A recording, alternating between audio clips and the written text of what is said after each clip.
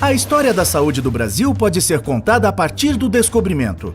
Claro, os índios já padeciam de algumas enfermidades, mas os problemas ficaram mais graves com a chegada dos colonizadores.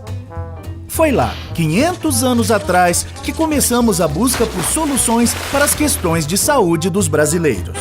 Terra vista!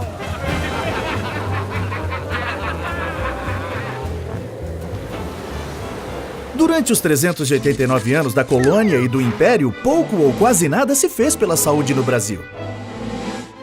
Já naquele tempo, o acesso aos tratamentos variava de acordo com a classe social. Os pobres e escravos viviam em condições muito duras e eram os primeiros a cair por terra.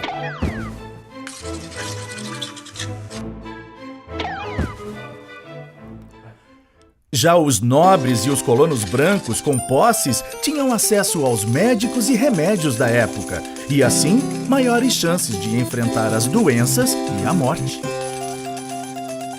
Para a maior parte da população, a opção eram as Santas Casas de Misericórdia, implantadas pelos religiosos. Mas os hospitais viviam na pobreza e, na maioria das vezes, os tratamentos não iam além da canja de galinha e da caridade.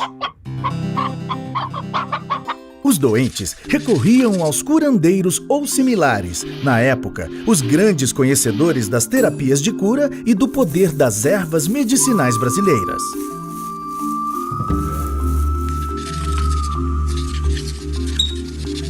Vou curar vosso ser. Após a independência, Dom Pedro I realizou as primeiras mudanças significativas para melhorar a saúde do povo. Transformou escolas em faculdades, criou órgãos para vistoriar a higiene pública, delimitou funções para os praticantes da medicina, mas as medidas foram pouco eficazes, do tipo para inglês ver. O Império terminou com o agravamento das condições de saúde. O Brasil continuou com a imagem de um país doente, onde viver era um risco, um verdadeiro purgatório. Eu é que não vou para o Brasil, opá. Lá tem muita doença. A República trouxe novos ares e esperanças de avanços na saúde. Agora sim, com a República, a saúde do povo vai melhorar. Com o fim da escravidão, o Brasil passou a depender da mão de obra dos imigrantes para o trabalho nas lavouras de café e nas fábricas. Mas a fama de um país insalubre afugentava novos operários.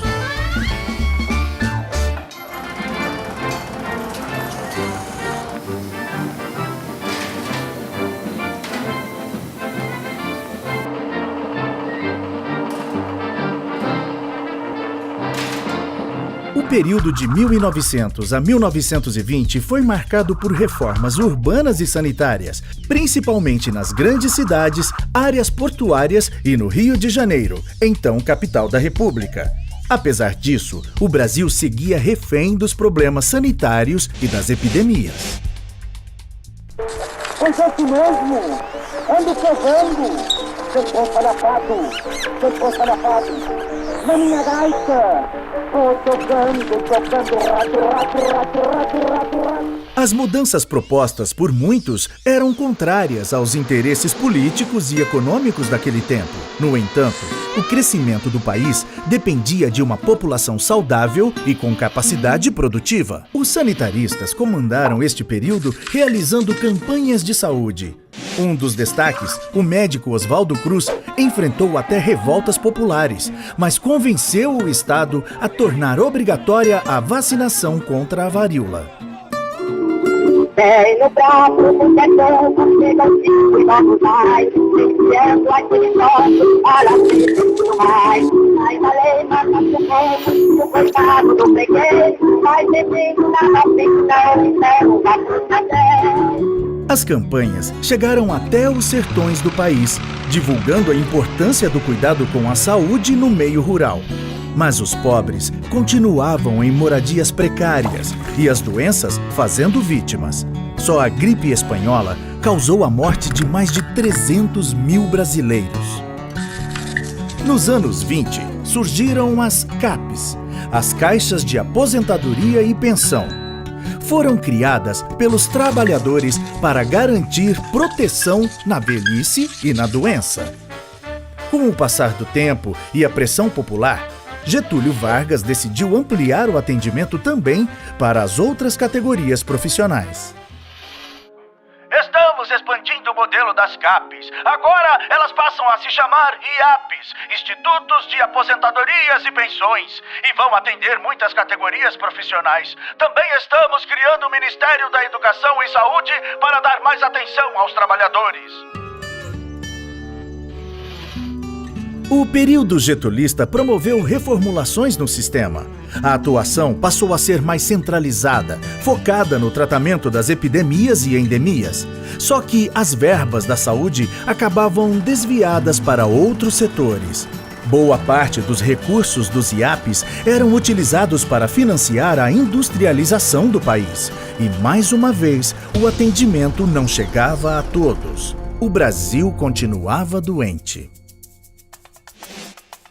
O povo tá doente, o povo tá infeliz. Sem honestidade não avança esse país. O povo tá doente, o povo tá infeliz. Sem honestidade não avança esse país. Não, não, não, não.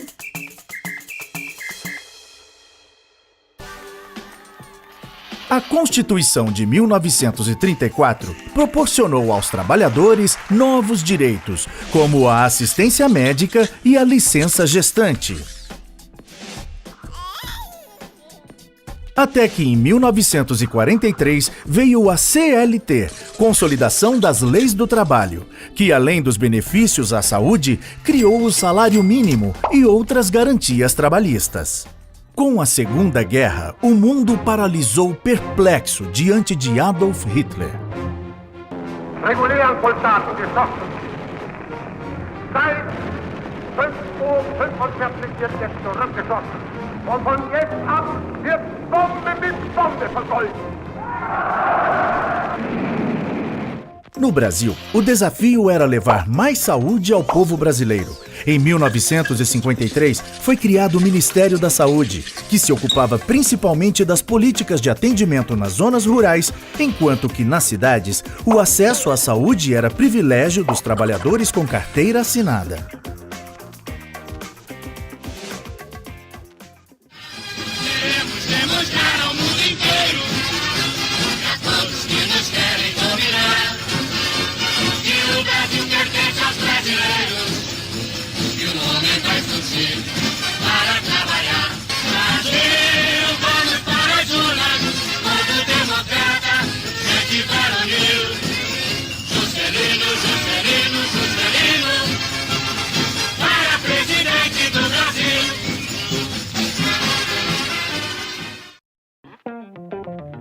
O presidente JK estava muito ocupado em construir a nova capital e dar impulso à industrialização.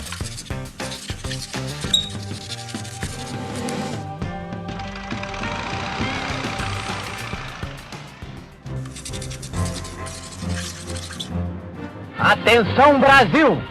Atenção, Brasil! Atenção, Minas Gerais! As tropas do 2º Exército, sob o comando do general Cruel, já sitiaram o estado da Guanabara. Veio a ditadura e os governos militares focaram os investimentos na segurança e no desenvolvimento. Mais uma vez, a saúde sofreu com a redução das verbas. E doenças como a dengue, meningite e malária se intensificaram. Diante das epidemias e do aumento da mortalidade infantil, o governo foi atrás de soluções. Em 1966, nasceu o INPS, com a missão de unificar todos os órgãos previdenciários que vinham funcionando desde 1930 e, claro, melhorar o atendimento médico.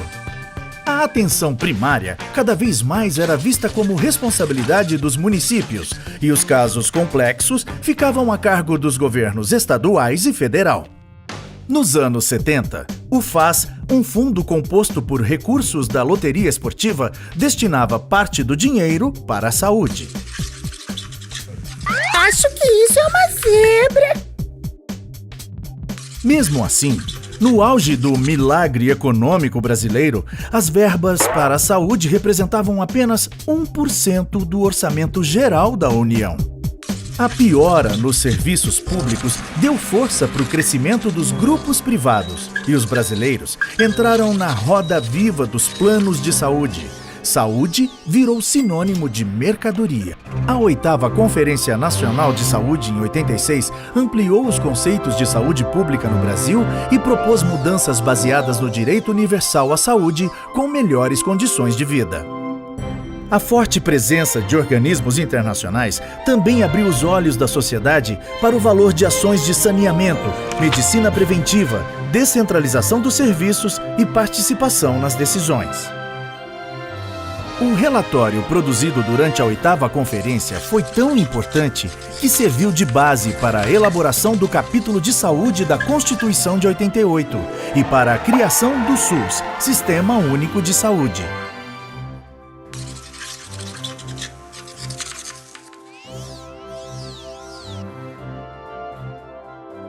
Declaro promulgada o documento da liberdade, da dignidade, da democracia, da justiça social do Brasil. Que Deus nos ajude que isto se cumpra. Embora ainda com participação do setor privado, o SUS estabeleceu o princípio de um sistema de saúde gratuito e de qualidade para todos os brasileiros. Vários programas importantes, como o PSF, Saúde da Família, o Profai, de Formação em Enfermagem, e as RET-SUS, Escolas Técnicas Profissionalizantes, foram criados nessa época e até hoje contribuem para a qualificação e humanização do atendimento. O Brasil mudou de patamar na saúde pública. Os avanços são inegáveis, mas os desafios continuam imensos.